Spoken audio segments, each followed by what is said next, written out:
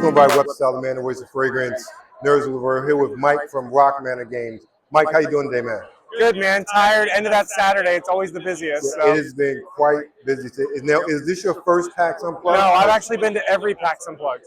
Every one? I've been to every single one. Wow. I live in the area, so I'm only about 30 minutes away, so it's only my home convention. So okay. It's the easiest one for me to attend. Makes sense. Makes sense. Now, have you been in the board game, tabletop game arena for a long time? So I know exactly about how long I've been into it because my second game went on Kickstarter when my second daughter was born, and she's 7. So okay. I've been in it about 8 years. Okay. All right. So the game we have in front of us, what is it? Disco Heist Laundry. Tell us about it. Yeah. So Disco Heist Laundry is a design I've been working on. I basically describe it as 1980s, like Ocean's 11. You all play a different kingpin, and your goal is to loot the city, heist, score the biggest amount of loot that you can.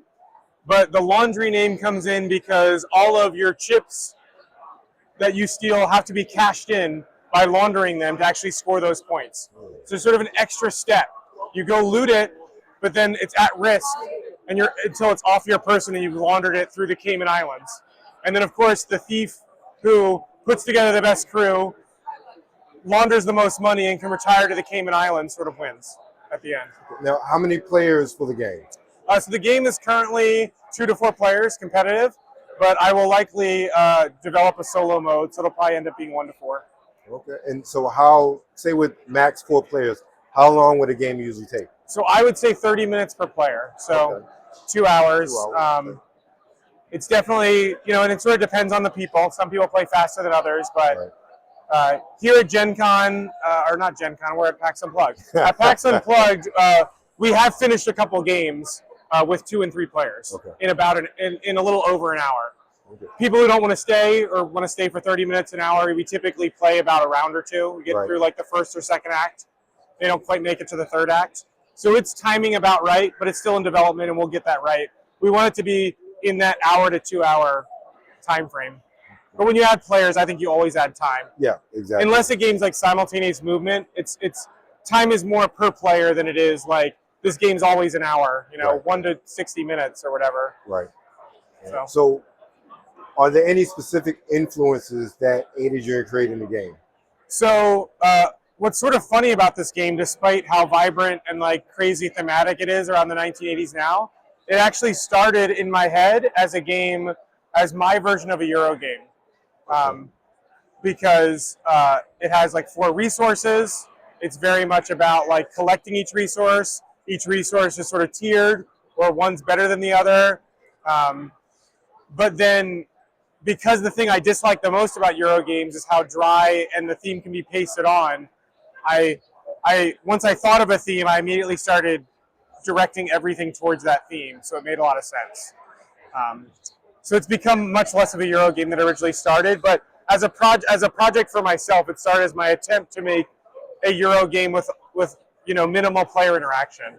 And then of course all those influences seep back in, and there is more player, there is some player interaction, and there is a lot of theme and mechanics because of the theme that made its way in. Okay. Now you said that you're developing, like sort of still refining the game. Are you using these demos to really like see what people do to help refine the game further? So I would say we never stop playtesting, really, until the game goes to print. We're always doing some playtesting.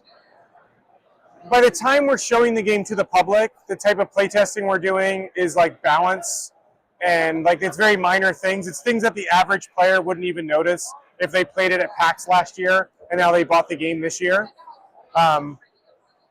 Like the core game, the core player loop is not going to change here. At the start of your turn, you play a card, then you tap cards and move around the board, and you have a card that returns all your cards from your tableau back to your hand.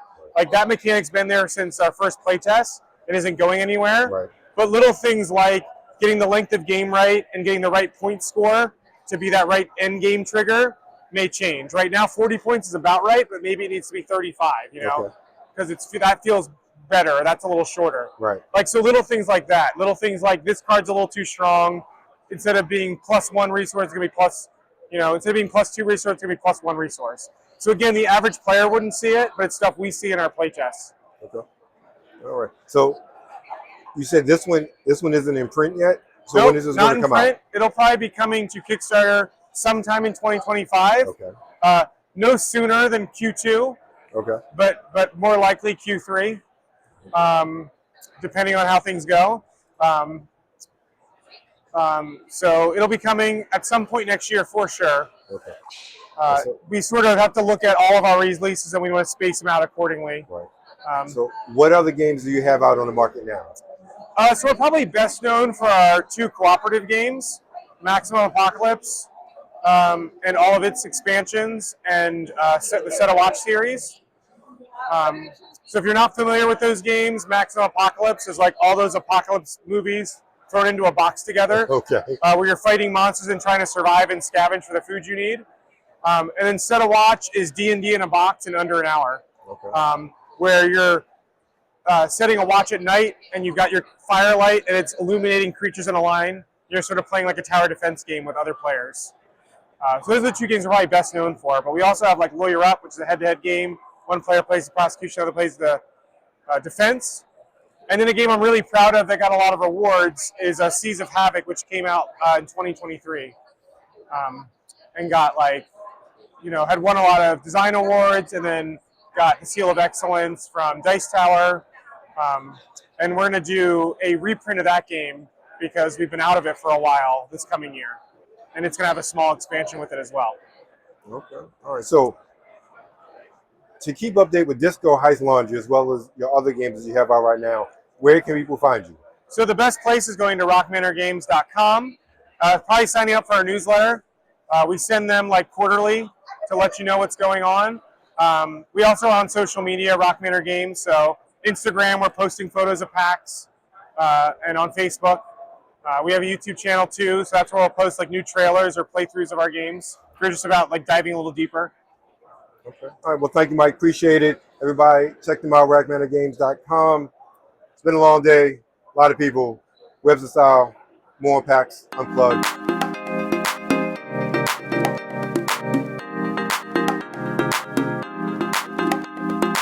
Hello, hello, baby. This is your lovely Misty Stone, and you are watching Webster Style with me.